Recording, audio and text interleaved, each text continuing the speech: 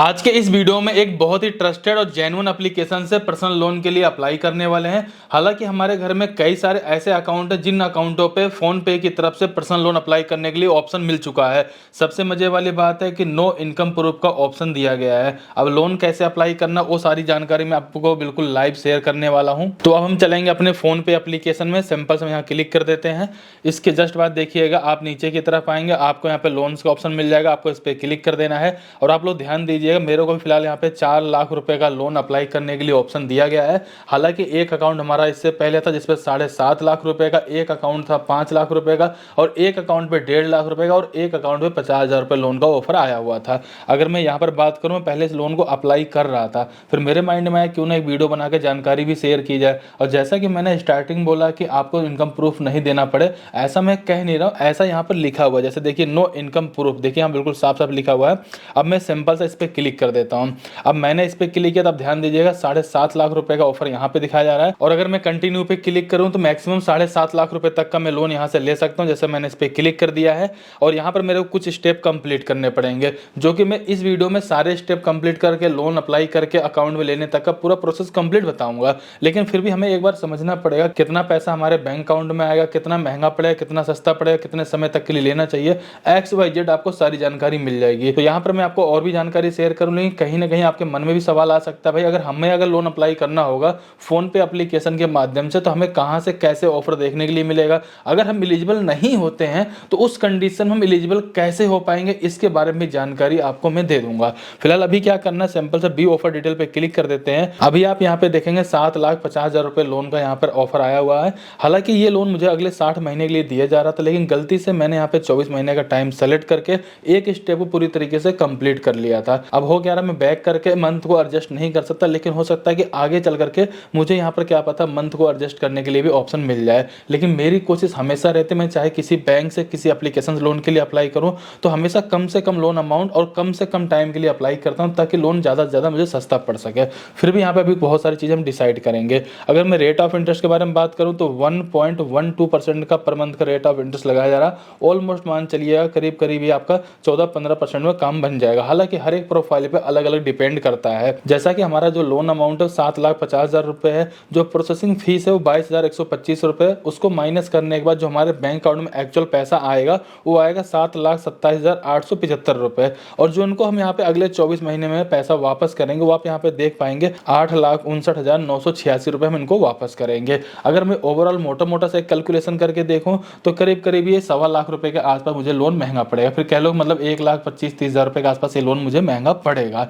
Overall आप देखेंगे जो यहाँ पर मैं इंटरेस्ट दे रहा और जो प्रोसेसिंग फीस काटने में पैसा आता है, इन सबको जोड़ने के बाद करीब करीब 1,30,000 या 35,000 रुपए के आसपास ये लोन मुझे महंगा पड़ेगा। ओवरऑल कह सकते हो बहुत ज़्यादा महंगा भी नहीं, लेकिन बहुत ज़्यादा सस्ता भी नहीं है। लेकिन आपको यहाँ पर एक पॉइंट और भी समझना पड़ेगा, अगर मैं यही लोन अमाउंट अगले 24 महीने जहाँ पे 48 महीने या 36 महीने ले लूंगा तो कहीं ना कहीं जो मैं यहाँ पर 1.25 लाख रुपए दे रहा हूँ ना, तो ये 2 लाख रुपए से ज़्यादा का भी अमाउंट हो सकते हैं। यानी जितना ज़्यादा समय के लिए लोगे वो लोन हमेशा तो ज़्यादा महंगा पड़ेगा। अगर आपको ऐसा नहीं विश्वास हो रहा, मेरा दूसरा अकाउंट है, चलिए मैं एक बार उस पर भी करके आपको दिखा देता हूँ। अभी जो मेरा दूसरा अकाउंट है आप इसमें ध्यान से देखिएगा, मैक्सिमम 5 लाख रुपए की लिमिट का लोन हमें यहाँ पे दिया जा रहा है, जिसको मैं अगले 48 महीने तक के लिए ले सकता हूँ। अगर मैं 48 महीने के लिए लेने वाला हूँ, आप देखिएगा व्यू डिटेल पे क्लिक करने के बाद ध्यान से समझिएगा।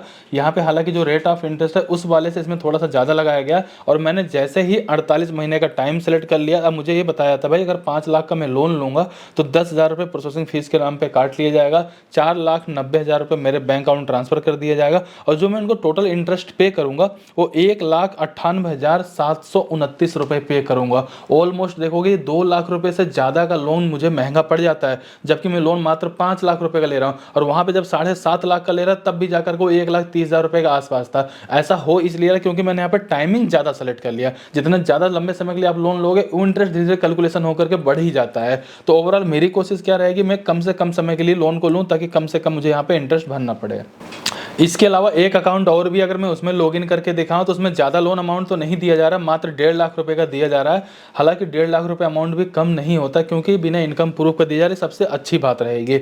अगर मैं इस 1.5 लाख रुपए अमाउंट के बारे में बात करूँ, इसके लिए मेरे को 30 महीने तक का टाइम दिया जा रहा है पैसे को वापस करने के लिए। और कम से कम लोन अमाउंट के बारे में बात करूँ तो यहाँ पे 50,000 रुपये का लोन दिया जा रहा है। हालांकि मुझे लोन की जरूरत नहीं, लेकिन फिर भी मैं कम से कम 50,000 रुपये का लोन लेकर के पूरा प्रोसेस जरूर दिखाऊंगा, ताकि आपको सारे स्टेप के बारे में पहले से जानकारी हो जाए।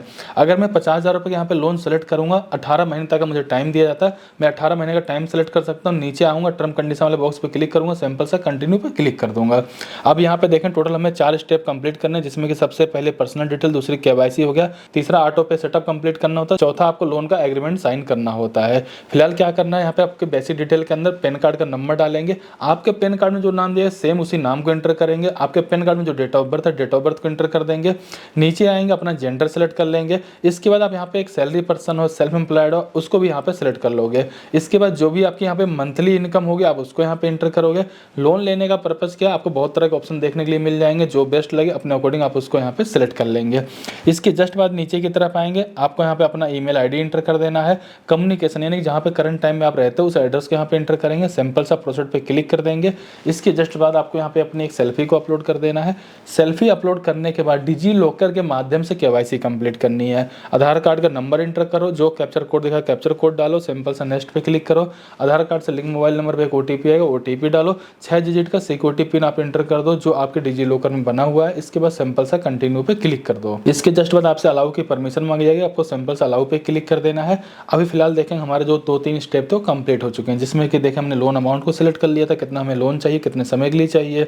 इसके बाद यहाँ पे कुछ डिटेल थी जो हमने प्रोवाइड करवा दिया है। केवाईसी का भी कुछ हमने स्टेप कंप्लीट कर लिया। अब हमें सिंपल सा कंटिन्यू पे क्लिक कर देना है और ऑटो पे सेटअप को कंप्लीट करना है। यानी कि एक बैंक की डिटेल देनी है जिस बैंक अकाउंट में मेरे लोन वाले पैसों को ट्रांसफर किया जाएगा और उसी बैंक अकाउंट से हर महीने की ईएमआई ऑटोमेटिक डेबिट हो पाए, उसके लिए परमिशन देनी है।